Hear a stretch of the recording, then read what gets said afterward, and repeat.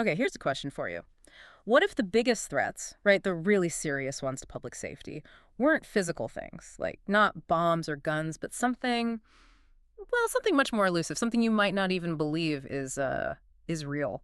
That's quite a thought to start with. It is, and it leads us straight into our topic for this deep dive. Yeah. We're looking at a pretty fascinating, and I have to say, a pretty provocative article. It's titled Targeted Remote Occultism, a Form of Distance-Based Attack, and it's by Tyreek A. Gaynor-Fray.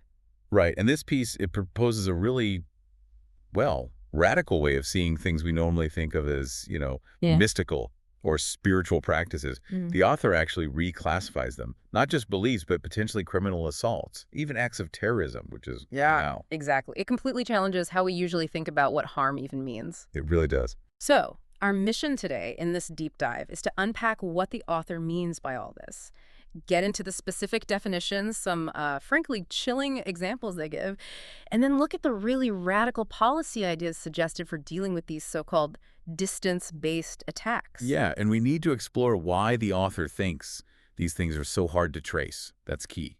And why they argue it needs, urgent attention. Now, in our modern society. Okay, let's get into it then. That title, Targeted Remote Occultism. It immediately makes you think of, I don't know, something supernatural, right? But how does the author actually define this? How do they make that leap from something like a curse to a tangible attack? What are we really talking about? Well, that's precisely the author's goal here. Yeah. They take these concepts, like spirit or magic, things you might associate with fiction, and redefine them. They frame them as a type of assault, Yeah. an attack on another person. And the really insidious part, the core of the argument, honestly, is that these supposed attacks are, and I'm quoting here, more difficult to trace and hold the actor accountable. So that difficulty in proving who did it, that's central to why the author thinks they're such a unique threat. Right, so the elusiveness itself is part of the danger. Yeah. And when you look at the specific examples the author lists, it gets even more surprising. I mean, okay, voodoo, astral projection, curses, black magic, sorcery, even Wicca. Yeah. Fine, maybe aligns with occult, but then ventriloquism. How on earth does ventriloquism fit into this idea of a remote occult attack? That seems like a real curveball. It definitely stands out, doesn't it? And I think the author includes ventriloquism to show just how broad their definition is. They talk about other technologies disguised in an apparent mystical form. So maybe the idea isn't about, a puppet on a knee. Right, not literally that. Yeah, maybe it's more about manipulating someone's perception or their voice. But from a distance, it fits the wider distance-based attack definition. It really shows how far the author is stretching these categories. And here's the real kicker. Okay. The author makes this truly striking claim that the harm inflicted will appear to be something else, even a mental illness, when it is not. Now, that is a profound statement and pretty controversial, obviously. It forces you to really question how we even identify harm. Wow.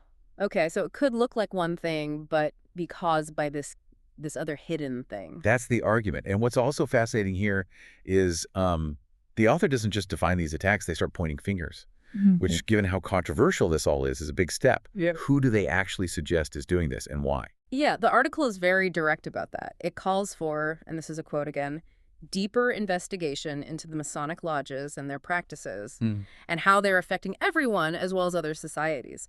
It specifically claims that them and affiliated parties have a history of these practices. It's definitely a bold accusation. Seems designed to get attention. Absolutely. And the author really doesn't hold back when describing these alleged groups. The article states, these weapons are controlled by privileged and wealthy to prey on the poor and underserved without the threat of consequence for their criminal behavior.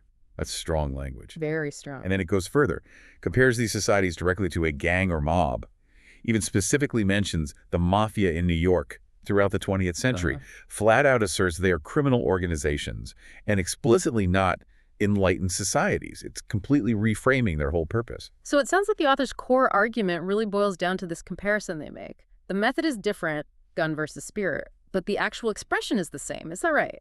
That's pretty much the crux of it, yeah. And because of that similarity in expression, the author argues these acts need legal labels, like assault, murder, harassment.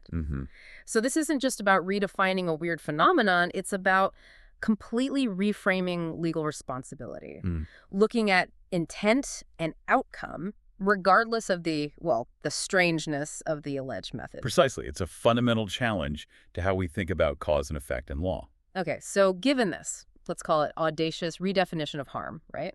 Classifying curses alongside physical assaults. The obvious next question is, what does the author suggest we actually do about it? What are the policy recommendations that come out of this perspective on targeted remote occultism? Well, the recommendations are just as radical as the definitions. The author calls for more direct acknowledgment in the criminal code. And also, oversight in foreign policy, terrorism, specifically to deal with these practices, especially when used by foreigners. Terrorism. Yeah. Wow. So linking alleged occult practices to national security threats. Exactly. The claim is that terrorists and malicious foreign actors could use these remote technologies to impose domestic threats. And because they're supposedly tacit and difficult to trace, they could be, quote, more lethal.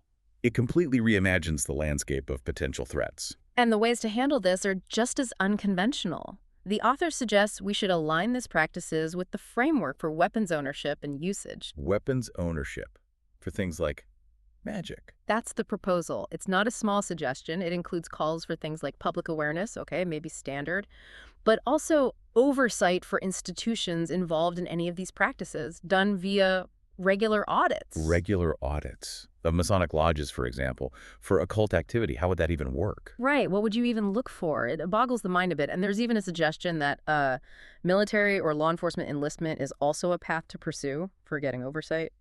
So embedding people within these organizations. Seems to be the implication. And if you connect all this back to the bigger picture, the article really culminates in this incredibly expansive idea. Which is?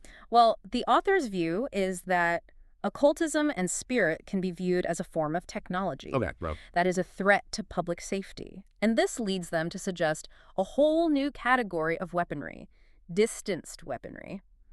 And get this category would include not just the occult stuff, but also things like psychotronic generators, sound amplifiers, and lasers. Wow. So grouping alleged psychic attacks with actual directed energy weapons, blurring that line completely. That seems to be the goal, trying to put these unseen forces into a legal technological box alongside things we already regulate. It's quite a conceptual leap. It really is. So stepping back from the details for a moment, what's the bigger takeaway here for you, the listener? This isn't just some, abstract thought experiment. The author is fundamentally challenging how we understand crime, how we understand threats. It really makes you stop and think. It absolutely does. I think the author's core plea, really, is for society to treat these alleged actions as potentially legitimate criminal offenses, regardless of whether you personally believe in curses or spirits. The argument is the wrongdoer should be punished and the threatened should be protected. Full stop. Focus on the alleged harm and the intent, not the method. Exactly. So the challenge for you listening is to consider looking beyond our normal definitions of harm, of technology. The author is urging us to think about whether the outcomes, the alleged harm, should maybe dictate our legal response, even if the methods seem unbelievable.